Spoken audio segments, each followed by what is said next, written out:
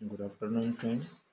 चिटणीसाची कार्यपद्धती इयत्ता 11वी प्रकरण क्रमांक 4 कंपनी संबंधित दस्तऐवज याची आपण माहिती पाहत आहोत.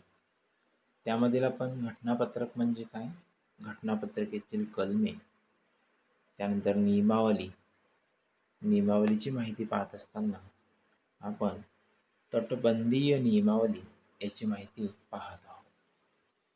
आता तटबंदीय नियमावली म्हणजे काय, तर नियमावलीतील काही नियम, आपण त्याला तरतुदी असेही म्हणतो, हे केवळ विशेष ठराव मंजूर करून बदलता येत नाहीत.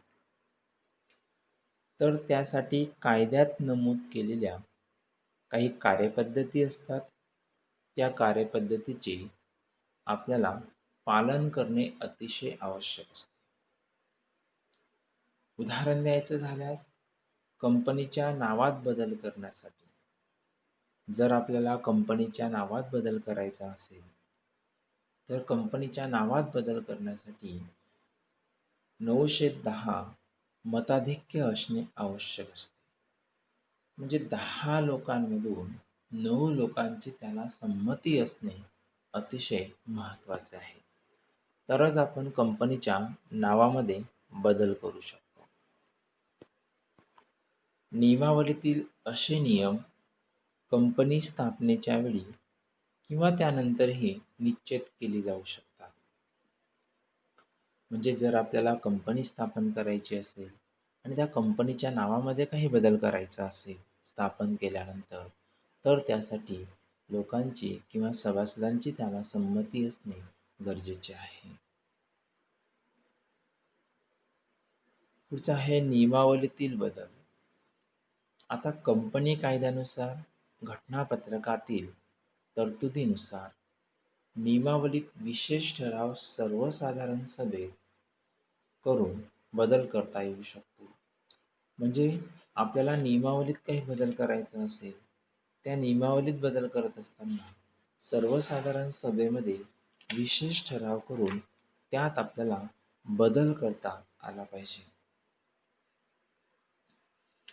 जसं की खालील काही नियमावलीतील बदल आपल्याला करता येतात.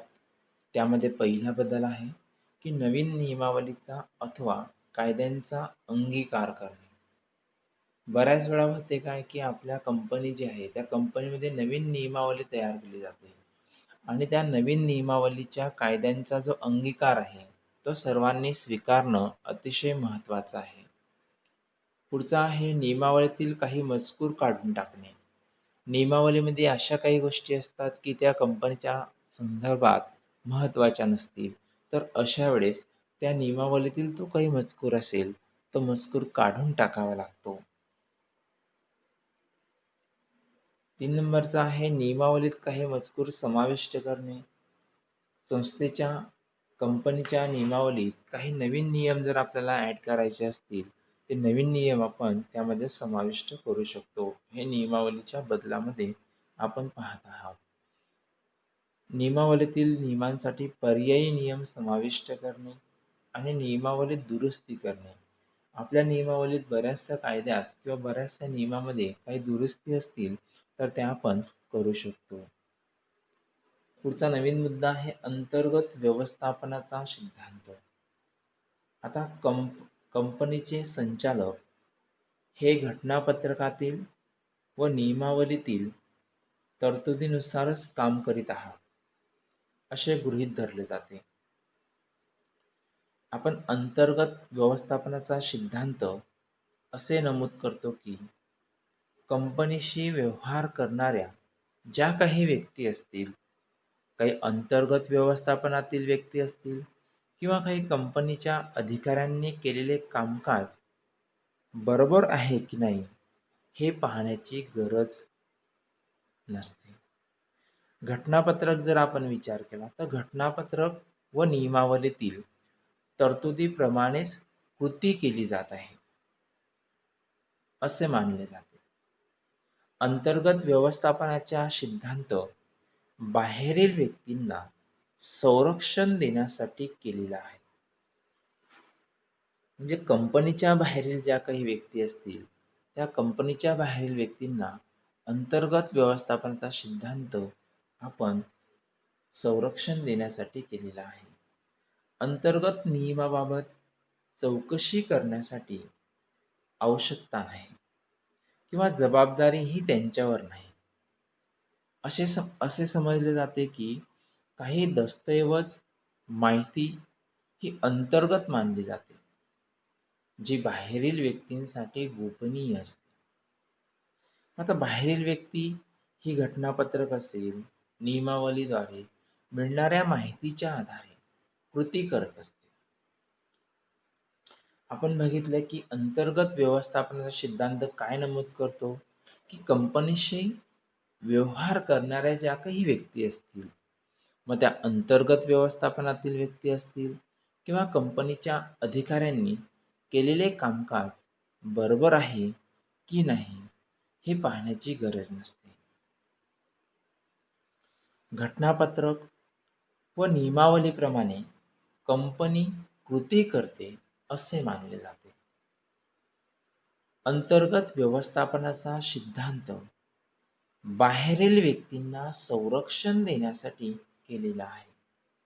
म्हणजे हा काही सिद्धांत आपण जो मांडत आहोत अंतर्गत व्यवस्थापनाचा, हा बाहेरील ज्या व्यक्ती असतील कंपनीच्या, त्या व्यक्तींना संरक्षण देण्यासाठी आपण तयार केलेला आहे.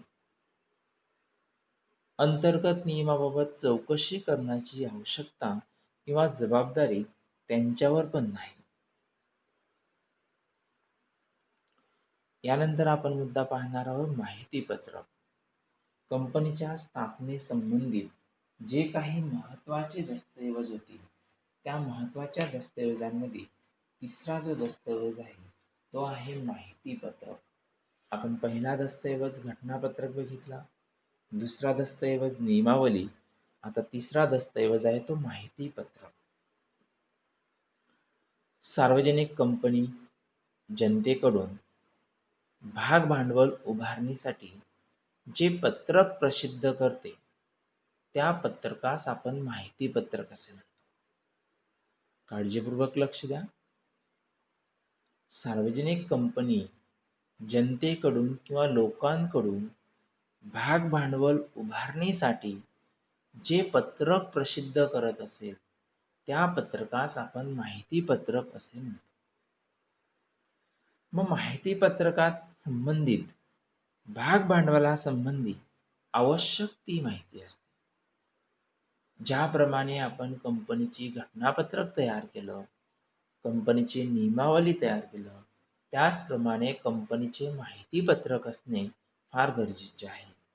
कारण कंपनीच्या माहितीपत्रकामध्ये कंपनी संबंधी किंवा भाग भांडवलासंबंधी आवश्यक ती माहिती असते. जे गुंतवणूकदार असतील, त्या गुंतवणूकदारांना प्रतिभूती, आपण त्याला सिक्युरिटी म्हणतो, ते खरेदी करण्याचे आवाहन आपल्याला त्या माहितीपत्रकातून केले जात असते. आपण जर बघितलं की कंपनी कायदा 2013च्या कलम 2 नुसार माहितीपत्रक म्हणजे माहितीपत्रक म्हणून वर्णन केलेला कोणताही दस्तऐवज होय. जो कंपनी कायदा आहे 2013 च्या कलम 270 नुसार माहितीपत्रक म्हणजे माहितीपत्रक म्हणून वर्णन केलेला कोणताही दस्तऐवज होय. यात कंपनी कायद्यातील कलम 32 नुसार रेड हेरिंग माहितीपत्र किंवा शेल्फ माहितीपत्र यांचाही समावेश होतो. माहितीपत्रकांद्वारे लोकांना कंपनीच्या प्रतिभूतींची खरेदी करण्यासाठीचे सूचनापत्रक किंवा परिपत्रक, जाहिरात इत्यादींतर्फे आवाहन केले जाते.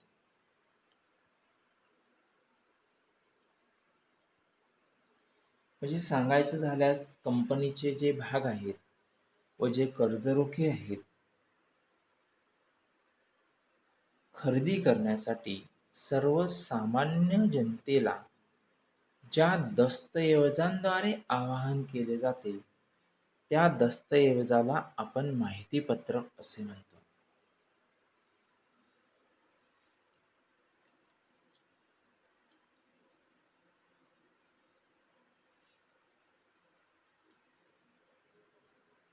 हे आवाहन नोटिसीद्वारे, परिपत्रकांद्वारे, जाहिरातींद्वारे किंवा अन्य कागदपत्रांद्वारे केले जाते. आपण बघितलं माहितीपत्रकांचे जनतेद्वारे प्रसारण करण्यासाठी किंवा अन्य कागदपत्रांद्वारे प्रसारण करण्यासाठी आपण कंपनी नोंदणी अधिकाऱ्याकडे नोंदणी करणे फार महत्त्वाचे आहे. सार्वजनिक कंपनी जर जनतेला भाग विकून भांडवल उभारणीसाठी करायची असेल तरच माहितीपत्रक प्रस्तुत करावे लागते. माहितीपत्रकातील माहिती खरी व वस्तुनिष्ठ स्वरूपाची असावी लागते. म्हणजे आपण जी माहिती माहितीपत्रकात देणार आहे ती माहिती विस्तृत स्वरूपाची असणे अतिशय महत्त्वाचं आहे. पुढे दिलेलं आहे की माहितीपत्रकात खरी व वस्तुनिष्ठ स्वरूपाची माहिती असावी, त्यानुसार गुंतवणूकदार आपले गुंतवणुकीचे निर्णय घेऊ शकतात. तर मग कंपनीकडून वितरित केल्या जाणाऱ्या माहितीपत्रकांचे काही प्रकार आहेत. त्यामध्ये पहिला प्रकार आहे संक्षिप्त माहितीपत्रक, दुसरा आहे बहुविध माहितीपत्रक, तिसरा प्रकार आहे अपुरे माहितीपत्रक, त्याला रेड हेरिंग असे म्हणतात, चौथा आहे लेटर ऑफ ऑफर आणि पाचवा प्रकार आहे ऑफर लेटर. तर आता आपण या सर्व प्रकारांची सविस्तर माहिती पाहू. त्यात पहिला प्रकार संक्षिप्त माहितीपत्रक.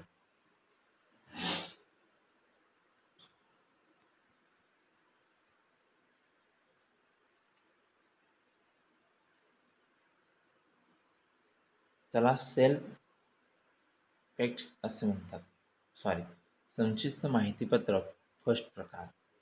यामध्ये माहितीपत्रकातील ठळक बाबी थोडक्यात नमूद केलेल्या असतात. माहितीपत्रकाचा महत्त्वाचा भाग असतो, पण संक्षिप्तरित्या हे सुरुवातीचे भाग विक्री व कर्जरोखे विक्री करताना अर्जासोबत जोडलेले असते. अशा प्रकारचे माहितीपत्रक फक्त सार्वजनिक कंपनी सार्वजनिक भाग विक्रीच्या वेळी वितरित करते. म्हणजे हे माहितीपत्र एक संक्षिप्त स्वरूपाचे आहे. या माहितीपत्रकात ठळक बाबी असतील त्या थोडक्यात नमूद केलेल्या असतात. जसे की जनतेकडून प्रथम भाग विक्री व कर्जरोखे विक्री करताना अर्जासोबत ते जोडलेले असते. सार्वजनिक कंपनी आम जनतेला भाग विक्री करीत असताना हे माहितीपत्रक काढले जाते. दुसरा प्रकार आहे तो बहुविध सेल्स, त्याला माहितीपत्रक असे म्हणतात. बहुविध म्हणजे सार्वजनिक कंपनी गरजेनुसार जनतेला प्रतिभूती विकून भांडवल उभारते. अशा प्रत्येक भांडवल उभारणीवेळी माहितीपत्रक प्रसिद्ध करणे आवश्यक असते.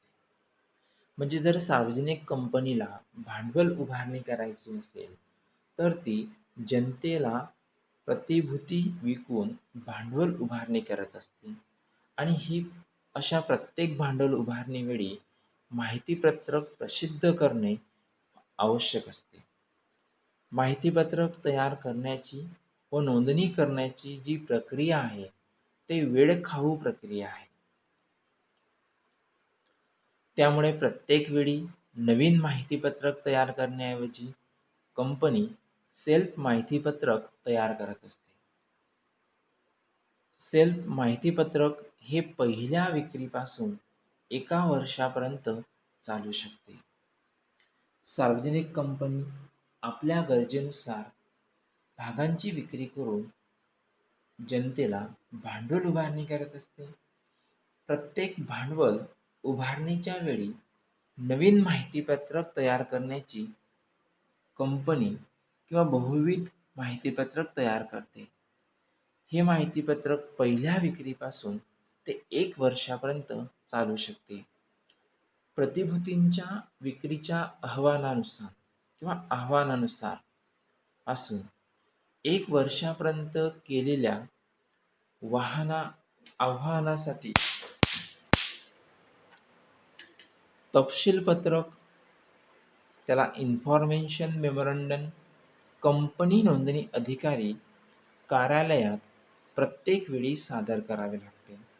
म्हणजे जर प्रतिभूतींच्या विक्रीच्या आव्हानापासून 1 वर्षापर्यंत केलेल्या आव्हानासाठी तपशीलपत्रक कंपनी नोंदणी अधिकारी कार्यालयात प्रत्येक वेळी सादर करावे लागते. आता या माहितीपत्रकाच्या तपशिलामध्ये सर्व नवीन घडलेल्या महत्त्वाच्या बाबी नमूद केलेल्या असाव्यात. जसे की मालमत्ता असेल, मालमत्ता गहाण असेल किंवा अनामत रक्कम ठेवून कर्ज घेणे, प्रथम प्रतिभूतींच्या विक्रीच्या वेळी व त्यांच्या नंतरच्या विक्रीच्या वेळीच्या आर्थिक स्थितीमध्ये झालेले बदल इत्यादी. हे कंपनीकडून वितरित केल्या जाणाऱ्या माहितीपत्रकांचे प्रकार आपल्याला सांगता येईल. आपण पहिला प्रकार बघितला, संक्षिप्त माहितीपत्रक. दुसरा प्रकार बहुविध माहितीपत्रक. आता तिसरा प्रकार आपल्याला बघायचा आहे, अपुरे रेड हेरिंग माहितीपत्रक. आता रेड हेरिंग माहितीपत्रक हे एक अपूर्ण माहितीपत्रक आहे. त्याला आपण अपरिपूर्ण माहितीपत्रक असेही म्हणू शकतो. कारण यामध्ये प्रतिभूतींची जी संख्या आहे किंवा विक्रीस काढलेल्या प्रतिभूतींची जे वाटप आहे, हे किंमत यांचा संपूर्ण तपशील समाविष्ट नसतो. म्हणजे ज्या माहितीपत्रात अपूर्ण माहिती असेल त्याला अपुरे माहितीपत्रक आपल्याला सांगता येईल. हे सामान्यतः सार्वजनिक भाग वाटपाच्या वेळी किंवा बुक बिल्डिंग प्रक्रियेअंतर्गत वितरित केले जाते.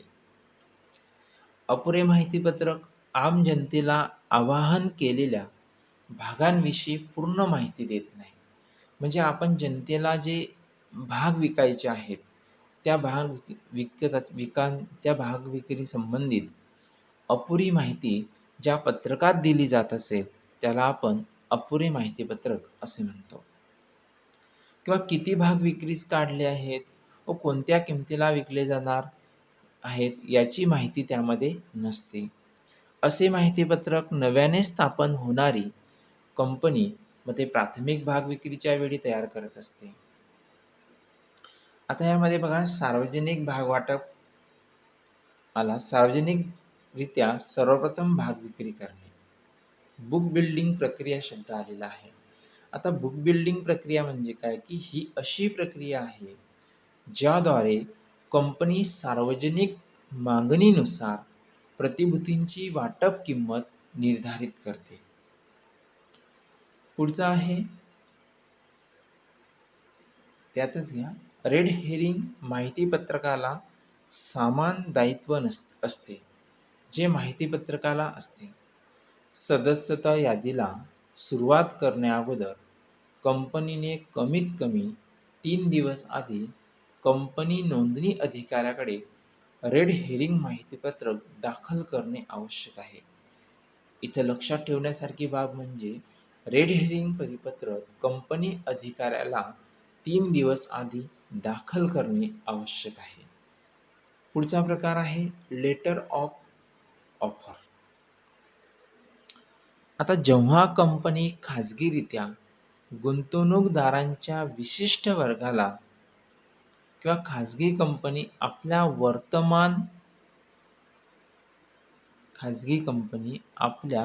वर्तमान भागधारकांना हक्क भाग विक्री किंवा विशिष्ट प्रमाणात करते.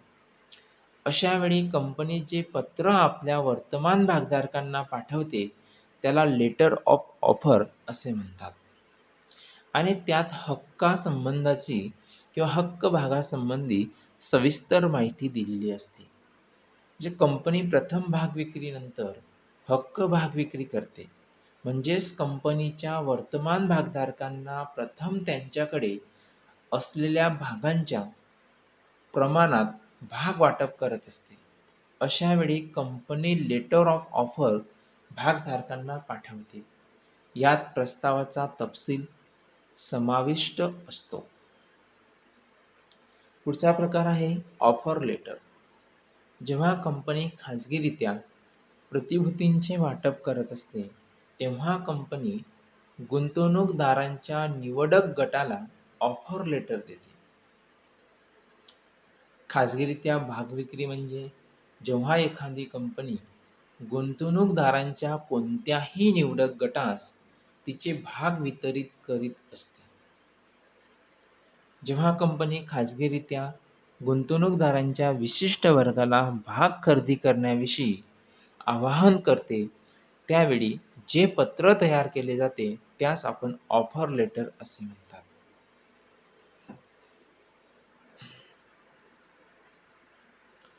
पुढचा आहे माहिती पत्रकातील मजकूर. आता माहिती पत्रकातील मजकूरमध्ये कोणकोणत्या गोष्टी समाविष्ट होतात ते आता आपण पाहू. पहिले आहे माहिती आणि अहवाल. कंपनी कायद्यानुसार माहिती पत्रकामध्ये कंपनीचे नाव, नंतर नोंदणीकृत कार्यालयाचा पत्ता, दूरध्वनी क्रमांक,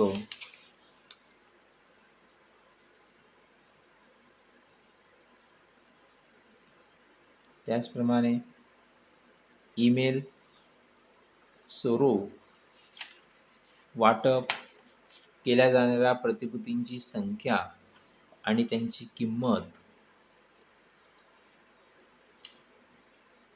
लीड मर्चंट बँकर्स भागवाटपासाठीचा निबंध, जेथे भाग सूचीबद्ध आहेत त्या भागबाजाराचे नाव, सामान्य जोखमीचे कलम, कंपनीच्या प्रतिभूती विक्रीचा पहिला व शेवटचा दिनांक इत्यादी समाविष्ट असाव्यात. तसेच आर्थिक बाबींची माहिती देणारा अहवाल असावा. म्हणजे माहिती आणि अहवालामध्ये कंपनी कायद्यानुसार माहिती पत्रकात कंपनीचे नाव, त्यांचा पत्ता, दूरध्वनी क्रमांक, ईमेल, स्वरूप, त्याचप्रमाणे प्रतिभूतींची संख्या, त्यांची किंमत, जिथे भाग सूचीबद्ध आहेत त्या भागबाजाराचे नाव इत्यादी माहिती असणे आवश्यक आहे. आता लीड मर्चंट बँकर्स म्हणजे काय? तर लीड मर्चंट बँकर्स म्हणजे की ही अशी वित्तीय संस्था आहे जी कंपनीस भाग विक्रीसाठी मार्गदर्शन करत असते.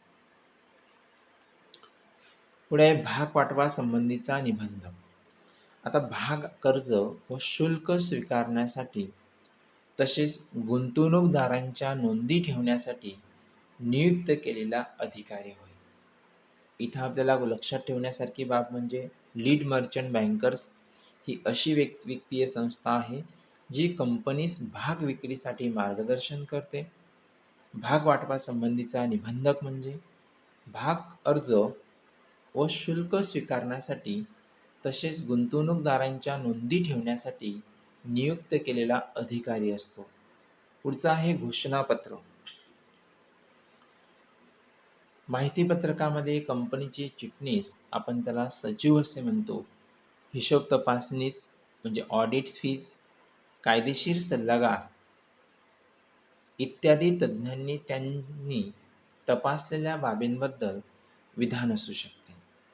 माहिती पत्रकाचे वाटप करण्यासाठी तज्ज्ञांनी लेखी संमती देणे आवश्यक आहे. पुढचा आहे कंपनी कायद्याने विहित केलेल्या इतर बाबी. आता कंपनी कायद्याने कोणकोणत्या बाबी विहित केलेल्या आहेत? त्यात पहिला आहे माहिती पत्रक मसुदा सार्वजनिक करणे. कंपनीकडून सेबीकडे दाखल केलेले मसुदा माहितीपत्रक जनतेस आणि भागबाजार यामध्ये उपलब्ध करावे, जेथे कंपनी आपले भाग सूचीबद्ध करू शकते. दुसरा आहे संचालकांची स्वाक्षरी. माहितीपत्रकावर सर्व संचालकांनी किंवा अधिकृत अधिकाऱ्यांनी स्वाक्षरी केली पाहिजे. पुढचा प्रकार आहे माहितीपत्रकाची नोंदणी. माहितीपत्रक जनतेस वितरित करण्याअगोदर माहितीपत्रकाची एक प्रत नोंदणी अधिकारी कार्यालयात दाखल करावी लागते. पुढचा आहे माहितीपत्रकावरील तारीख. कंपनीच्या प्रसिद्ध करावयाच्या माहितीपत्रकावर तारीख असावी. माहितीपत्रकावरील तारीख माहितीपत्रक प्रसिद्ध ची तारीख समजली जाते. पुढचा आहे माहिती पत्रकाचे सार्वजनिक वाटप. माहितीपत्रक नोंदणी अधिकाऱ्यांकडे दाखल केल्यानंतर 90 दिवसाच्या जनतेसाठी प्रसिद्ध केले पाहिजे. त्यानंतर अनुपालन न केल्यास दंडात्मक कारवाई.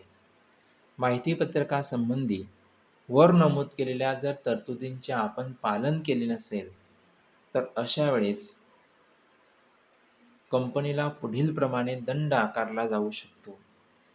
पहिला आहे कंपनीला ₹50,000 ते ₹3,00,000पर्यंत दंड आकारला जाऊ शकतो.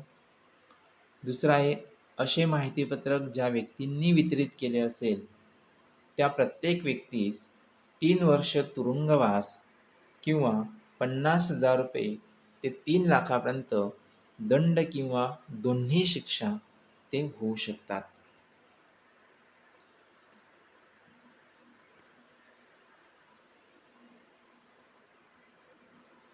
पुढचा आहे माहितीपत्रकातील असत्य विधान व त्यांचे परिणाम. गुंतवणूकदार हा माहितीपत्रकामध्ये दिलेल्या माहितीच्या आधारे गुंतवणुकीचा निर्णय घेत असतो. त्यामुळे माहितीपत्रक वितरित करताना माहितीपत्रकात असलेली माहिती अचूक असल्याची व महत्त्वाची माहिती वगळली गेली नाही याची दक्षता घ्यावी. असत्य निवेदन म्हणजे की माहितीपत्रकातील एखादे विधान स्वरूप व संदर्भावरून दिशाभूल करणारे आहे किंवा एखाद्या विधानाचा समावेश किंवा एखादे विधान वगळल्यामुळे दिशाभूल होत असेल. गुंतवणूकदारांनी असत्य विधानाला बळी पडून जर भाग खरेदी केले असतील तर ते कंपनी विरुद्ध दावा दाखल करू शकतात. माहितीपत्रकातील असत्य व चुकीच्या विधानासाठी कंपनी व जबाबदार अधिकारी यांना पुढील दायित्वासाठी सामोरे जावे लागते. मग ते दिवाणी जबाबदारी असेल त्यामध्ये गुंतवणूकदारांना नुकसान भरपाई देणे, फौजदारी जबाबदारी असेल यात कंपनी किंवा तिचे अधिकारी यांना दंड किंवा तुरुंगवास अशा दोन्ही शिक्षा देणे. पुढचा आहे घटनापत्रक व नियमावली. घटनापत्रक आणि नियमावली यांचा फरक स्पष्ट करताना आपण अगोदर केलेलाच आहे, तरी फरक स्पष्ट करत असताना त्यास अर्थ असा दस्तऐवज आहे. घटनापत्रक असा दस्तऐवज आहे की ज्यामध्ये कंपनीची ध्येय आणि उद्दिष्टे नमूद केलेली असतात. तर नियमावली कंपनीच्या अंतर्गत व्यवस्थापनाचे नियम आणि तरतुदी नमूद केलेल्या असतात. त्यानंतर दर्जा बघितला तर घटनापत्रक हा मूलभूत आणि प्राथमिक दस्तऐवज आहे, तर नियमावली दुय्यम स्वरूपाचा दस्तऐवज आहे. व्याप्ती बघितली तर कंपनीच्या कार्यकक्षेच्या बाहेरील कृती करू शकत नाही. इकडे कंपनीच्या नियमावलीचे ठरवून दिलेल्या मर्यादेच्या बाहेरील कृती करू शकते. कंपनीशी नाते जर बघितलं तर यामध्ये कंपनी आणि बाहेरील जग यांचे संबंध निश्चित होतात. नियमावलीद्वारे कंपनी आणि सभासद व सभासद यांचे संबंध निश्चित होतात. आपण विरुद्धता विसंगती बघितली तर यामध्ये अशी कोणतीही बाब नसावी जी कंपनी कायदा किंवा इतर कोणत्याही कायद्याविरुद्ध आहे. नियमावलीमध्ये अशी कोणतीही बाब नसावी की कंपनी कायदा तसेच घटनापत्रकाशी विसंगत आहे. बदल बघितला तर घटनापत्रकात बदल करणे ही गुंतागुंतीची प्रक्रिया आहे. नियमावलीत बदल करणे अतिशय सोपे आहे. तर विद्यार्थी मित्रांनो, इथं हे आपलं चॅप्टर संपलेलं आहे. यामध्ये आपण घटनापत्रक, घटनापत्रिकेतील कलमे, नियमावली, त्यामध्ये अधिकार सिद्धांत असेल, अंतर्गत व्यवस्थापनाचा सिद्धांत असेल आणि माहितीपत्रक इत्यादी माहिती बघितली. यापुढील लेक्चरमध्ये आपण स्वाध्यायावरील प्रश्न सोडवून घेऊ. धन्यवाद.